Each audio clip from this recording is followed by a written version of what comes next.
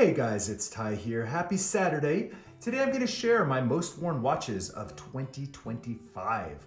Let's do a wristwatch check. I've got my Oris Okavanga limited edition watch on today.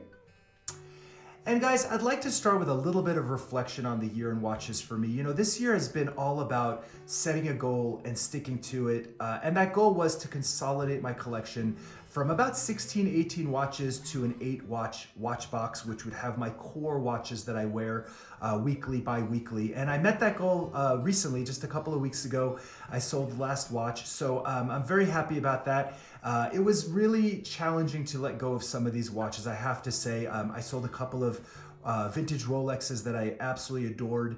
I sold a couple of Tudors, a Longines Sector Dial, a Young Hands Max Bill, multiple Seikos. But really, I'm happy that I stayed with my intention.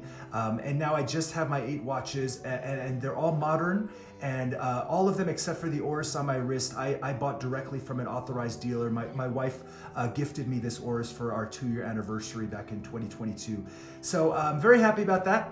Now, my video from last year, my most worn watches of 2024, which you can check out if you like, the third runner-up for that video was the Submariner 114060.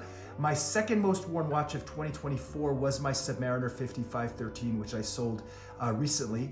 And then my most worn watch of 2024 was my Black Dial Explorer 2 16570 from the year 2000. And that was with the 5513, that was the most difficult watch to let go of. That was a new old stock example, full box and papers that I really love the fit of that watch. So who knows what the future will bring, but those were difficult to let go of.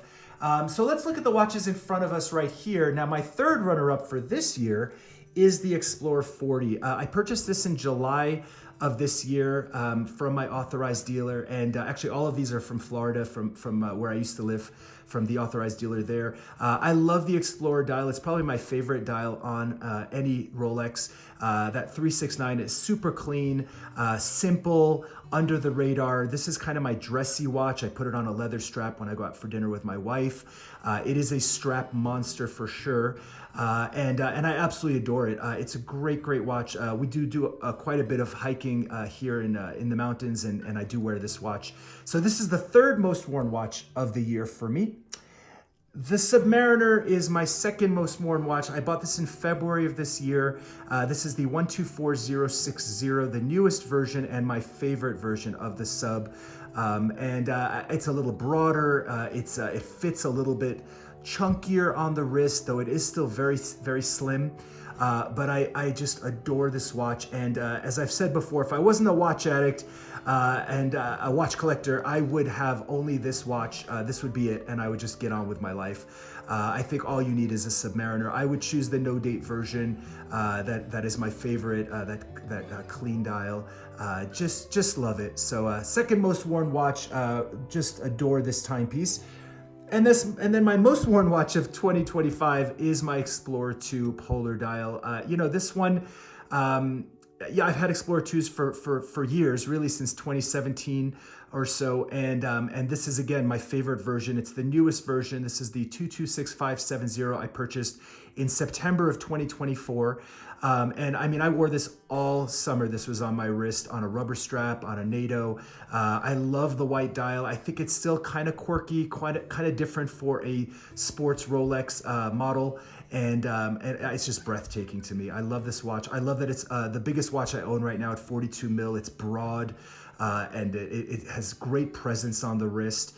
And I just adore it. And I wear it a good 4 or 5 days a week for sure. Just a wonderful timepiece. So those are the three, my friends. No big surprises, I don't think, but I love these timepieces. And looking ahead to 2026, I would love to add a GMT Master.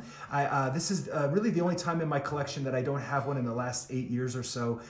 So I would love to bring in a new GMT Master too. So we'll see if that goes through. I also would love to bring in a new Starbucks, Cermet, Kermit, whatever they call it these days.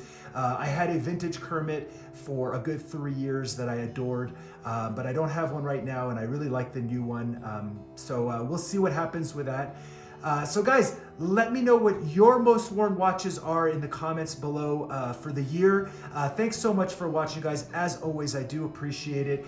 And just continue to enjoy those watches. Happy holidays, Merry Christmas, Happy Hanukkah, and a very, very Happy New Year to everyone. And I will talk to you soon.